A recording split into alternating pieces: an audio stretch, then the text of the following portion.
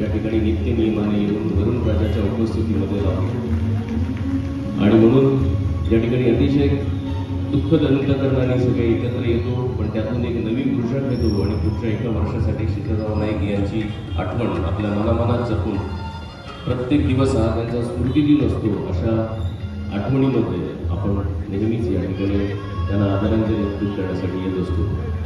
आज वरुण सत्कार करून हा कार्यक्रम साजरा केला जातो.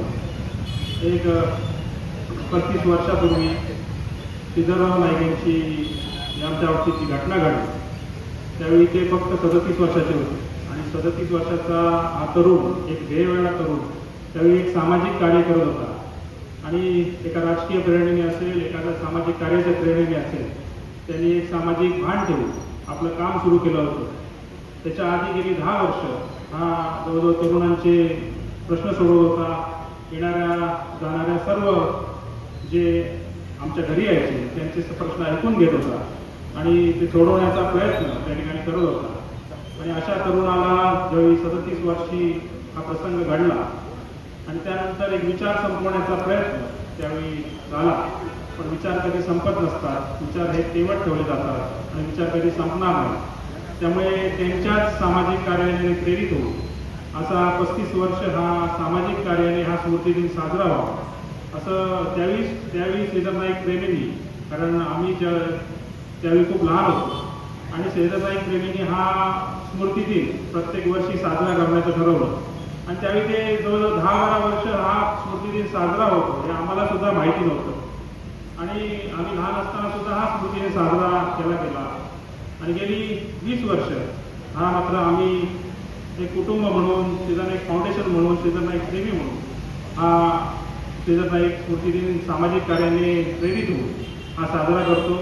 बरीच वर्ष आम्ही हे कार्यक्रम घेतले, वृक्षारोपण असो, रक्तदान शिबिर असो, एका विद्यार्थ्यांचे सत्कार असो, मॅरेथॉन स्पर्धा असो, एखाद्या स्कूलला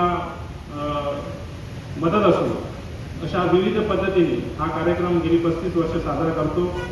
कारण हे विचार केले पाहिजेत. आज जे हे या ठिकाणी मंडळी येत आहेत ते जवळजवळ गेली 35 वर्ष काही मंडळी या ठिकाणी येत आहेत. दरवर्षी आबू पटेल आहे तिथे, गेली 35 वर्ष या ठिकाणी काही मंडळी मध्ये येत आहेत, त्यांची आठवण काढत आहेत आणि एक ध्येयाने प्रेरित असलेल्या तरुणाची जेव्हा प्रसंग येतो त्यावेळी सर्व कौटुंबिक म्हणजे आमच्या कुटुंबाला आधार पण देत आहे. अशा पद्धतीने हा सामाजिक कार्याचा प्रेरित होऊन हा स्मृतिदिन साजरा होतो. खरं म्हणजे कणकोलीकरांची आता शहर विकास आघाडी म्हणून आम्ही इलेक्शन लढवलं आणि त्यामध्ये माझा भाऊ असेल, श्रीधर नाईकांचा दुसरा मुलगा असेल, मी असेल, वैभव नाईक असतील, या सर्व प्रभागात आम्ही निवडून येत आहोत. हे एक कौटुंबिक नातं आहे आमचं, म्हणून त्या ठिकाणी आम्ही निवडून येतो. शहर विकास आघाडीची ज्यावेळी इलेक्शन लागलं त्यावेळी आम्ही मागच्या गणपतीपासून आणि दिवाळीपासून सुरुवात करत आलेलो होतो आणि त्यावेळी ठरवलं की हे इलेक्शन लढवायचं आहे, पण या प्रवृत्ती विरोधात हे इलेक्शन लढवायचं. ते कसं लढवायचं, काय लढवायचं आम्हाला माहिती नव्हतं, पण आम्ही लढवायचं होतो. संदेश पारकर यांचा पहिला गटाला मी लावला गणपतीचा संदेश म्हणून आणि त्यानंतर ही सुरुवात झाली की संदेश पारकर यामध्ये या रिंगणात उतरणार आणि एक छान वातावरण करण्यामध्ये आम्ही यशस्वी झालो. पण सर्व समाज घटकांना घेऊन हा कार्यक्रम आम्हाला करायचा होता. सर्व समाज घटकांना घेऊन ही म्हणजे त्याच्यात राजकारण आणायचं नव्हतं. त्या सर्व समाज घटकांना घेऊन या प्रवृत्तीच्या विरोधात, या भ्रष्ट कारभाराच्या विरोधात, या भयमुक्त त्याच्या विरोधात आम्हाला तो लढा द्यायचा होता. म्हणून सर्व समावेशक असा लढा आम्ही त्या ठिकाणी केला आणि आम्ही तयारी केली. त्यानंतर मला अजूनही आठवतं की तो निकालाचा दिवस आणि निकालाच्या दिवशी 12 वॉर्डचं 1, 2, 3, 4 असे 12 वॉर्डचा निकाल लागला आणि संदेश पारकर त्या ठिकाणी 12 वॉर्डमध्ये आम्हाला आठवतं की कुठे घासाघीस होत होती, कुठे पुढे जात होतो आणि 12 वॉर्डपर्यंत येईपर्यंत रिझल्ट असा होता की 200 मतांनी संदेश पारकर हे पिछाडीवर आहे. आम्ही शेवटचा प्रभाग म्हणून आम्ही आतमध्ये जाणार असतो आणि त्यावेळी बघितलं तर हे चित्र डोळ्यासमोर दिसलं की म्हटलं हे सगळं उभं केलं आहे बरोबर आहे. पण संदेश पारकरला ज्यावेळी आम्ही आतमध्ये जाऊन भेटलो त्यावेळी बाई मात्र देवाचं नाव घेत होती 12 आणि त्याला सुद्धा आम्हाला पण कोपऱ्यापासून त्यांनी नमस्कार केला. म्हटलं ह्या याच्यात आम्हाला कशाला उठवलं, त्या दिवसांनी आम्हाला तो नमस्कार होता या दिसलं. आणि माझ्यासमोर सुद्धा एक चित्र उभं झालं की म्हटलं 12व्या या वॉर्डापर्यंत आमची जी मदत होती ती आमची पिछाट झाली होती आणि 13व्या मतदारसंघापासून आमचं परत एकदा काउंटिंग होणार असतं. चित्र डोळ्याचं राहिलं की आम्ही माझ्या लहान भावाला सुद्धा उभं केलं होतं, आमचा बालपणाचा मित्र सुद्धा त्या ठिकाणी उभा होता.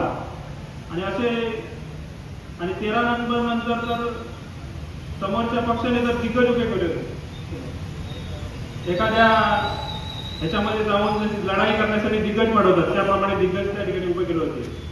महाभारतात तुम्ही बघितलं असाल की श्रीकृष्णाला मारण्यासाठी कोणतरी कंस आपले राक्षस पाठवायचे, तसे राक्षस तिथे पाठवले होते आणि आम्हाला हरवण्याचं एक षडयंत्र त्यांनी रचलं होतं. पण 13व्याचा निकाल लागला आणि 13व्या वॉर्डामध्ये आम्ही पुढे गेलो आणि पुढे गेल्यानंतर एक आनंद सगळ्यांच्या चेहऱ्यावर दिसायला लागला आणि त्यानंतर कधीच पाठी हटलो नाही. गेल्या 17 वॉर्डपर्यंत आम्ही चांगल्या प्रकारे म्हणजे कणकवलीकरांनी ती उत्सुकता ठेवली होती. कणकवलीकरांचं सुद्धा अभिनंदन केलं पाहिजे की त्यांनी ती उत्सुकता ठेवली होती की ह्या वॉर्डापर्यंत पाठी होतो आणि ही मॅच शेवटच्या बॉलपर्यंत जावी अशी कणकवलीकरांची पण इच्छा होती. त्यामुळे ती मॅच आम्ही शेवटच्या क्षणी जवळजवळ 152 मतांनी 185 मतांनी नगराध्यक्ष म्हणून विजयी झाले आणि त्यात खारीचा वाटा होता जवळजवळ ह्या वॉर्डापैकी 13 नंबर वॉर्डपासून म्हणजे त्या ठिकाणी खारीचा वाटा, सिंहाचा वाटा त्या ठिकाणी आम्ही उचलला. असे कौटुंबिक लोक कणकवलीकरांचं अभिनंदन केलं पाहिजे की त्या आमिषाला जुगारून, दडपशाहीला जुगारून त्यांनी हा निकाल शहर विकास आघाडीच्या पाठीशी दिला. तर सांगायचं तात्पर्य एवढंच आहे की नाईक कुटुंबाचे संबंध या ठिकाणी असतील किंवा पारकर कुटुंबाचे असतील, हे संबंध जपण्याचं काम हे आम्ही सर्वांनी केलं. त्या कौटुंबिक संबंध जपण्याचं काम केलं. चांगल्या प्रकारे कणकवलीकरांसाठी धावून जाण्याचं काम केलं. आणि मला आठवतं की ज्या दिवशी आम्ही बॅनर लावले होते त्या दिवशी पण आठवतं आणि त्यावेळी सुद्धा आमचा पहिला बाईक हे कशाला करायला लावला आम्हाला, असं पण या ठिकाणी उत्सुकता त्या ठिकाणी या निकालाची होती. पण ह्या कौटुंबिक जपल्यामुळे या सर्व ठिकाणची जी आमचं कौटुंबिक प्रेम होतं, कौटुंबिक नातं होतं, त्यामुळे ही शहर विकास आघाडीची निवडणूक असेल आम्ही जिंकू शकलो. त्याबद्दल सर्वांचं आभार व्यक्त केलं पाहिजे.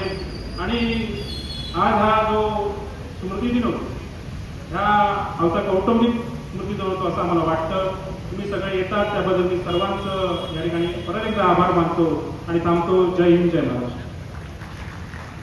ताज्या अपडेट्स आणि ताज्या बातम्यांसाठी कोकण एक्सप्रेस डिजिटल न्यूज चॅनलला सबस्क्राईब करा, लाईक करा, कमेंट करा आणि शेअर करा आणि महत्त्वाचं म्हणजे बेल आयकॉनवर क्लिक करायला विसरू नका.